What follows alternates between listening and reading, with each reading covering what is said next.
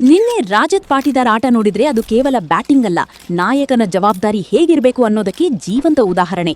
RCB 2 wicket ಕಳೆದುಕೊಂಡು ಸ್ವಲ್ಪ ಒತ್ತಡದಲ್ಲಿದ್ದ ಸಮಯದಲ್ಲಿ ಕ್ರೀಸ್ಗೆ ಬಂದ ಪಾಟಿದಾರ್ ಮೊದಲ ಕೆಲ ಬಾಲ್ಗಳನ್ನ ಶಾಂತವಾಗಿ ಆಡಿದ್ರು. ಆದ್ರೆ ಸೆಟ್ ಆದ್ಮೇಲೆ ಧರ್ಮಶಾಲಾ ಮೈದಾನವೇ ಅವರ ಸಿಕ್ಸರ್ ಮಳೆಯ ಮುಂದೆ ಚಿಕ್ಕದಾಗಿ ಕಾಣಿಸಿತು.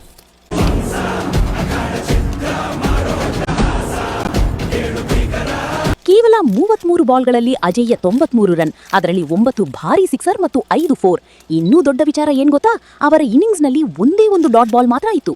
281 ಸ್ಟ್ರೈಕ್ ರೇಟ್ನಲ್ಲಿ ಆಡಿದ ಪಾಟಿದಾರ್ ಜಿಟಿ ಬೌಲರ್ಗಳಿಗೆ ಉಸಿರಾಡೋ ಅವಕಾಶವೇ ಕೊಡ್ಲಿಲ್ಲ. ಪ್ರತಿ ಶಾಟ್ನಲ್ಲೂ ಆತ್ಮವಿಶ್ವಾಸ, ಪ್ರತಿ ಸಿಕ್ಸರ್ನಲ್ಲಿ ನಾಯಕತ್ವ ಕಾಣಿಸುತ್ತಿತ್ತು. ಸ್ಪಿನ್ನರ್ ಆಗ್ಲಿ ಪೇಸರ್ ಆಗ್ಲಿ ಯಾರನ್ನೂ ಬಿಡ್ಲಿಲ್ಲ. ವಿಶೇಷವಾಗಿ ಲಾಂಗ್ ಆನ್ ಮತ್ತು ಮಿಡ್ ವಿಕೆಟ್ ಕಡೆ ಹೊಡೆದ ಸಿಕ್ಸರ್ಗಳು ಅಭಿಮಾನಿಗಳಲ್ಲಿ ಭಾರೀ ಹುಚ್ಚು ಹುಟ್ಟಿಸಿತು. ಮೈದಾನದಲ್ಲಿದ್ದ ವಿರಾಟ್ ಕೊಹ್ಲಿಯವರು ಕೂಡ ಪಾಟಿದಾರ್ ಸ್ಫೋಟಕ ಆಟ ನೋಡಿ ನಗುತ್ತಲೇ ಚಪ್ಪಾಳೆ ತಟ್ಟಿದ್ರು. ಮ್ಯಾಚ್ ಆದ್ಮೇಲೆ ಪಾಟಿದಾರ್ ಹೇಳಿದ ಮಾತು ಕೂಡ ಈಗ ವೈರಲ್ ಆಗಿದೆ. ನಾನು ಯಾವಾಗ್ಲೂ ಬೌಲರ್ ಮೇಲೆ ಪ್ರೆಷರ್ ಹಾಕೋಕೆ ಪ್ರಯತ್ನ ಮಾಡ್ತೀನಿ ಅಂದರು. ನಿನ್ನೆ ಅದು ಮಾತಲ್ಲ, ಮೈದಾನದಲ್ಲಿ ಸಾಬೀತಾಯಿತು.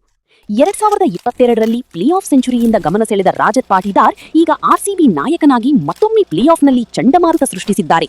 ಈಗ ಅಭಿಮಾನಿಗಳ ನಂಬಿಕೆ ಒಂದೇ, ರಾಜತ್ ಪಾಟಿದಾರ್ ಇದ್ದಾರೆ ಅಂದ್ರೆ ಆರ್ಸಿಬಿಗೆ ಕಪ್ಪು ದೂರ ಇಲ್ಲ.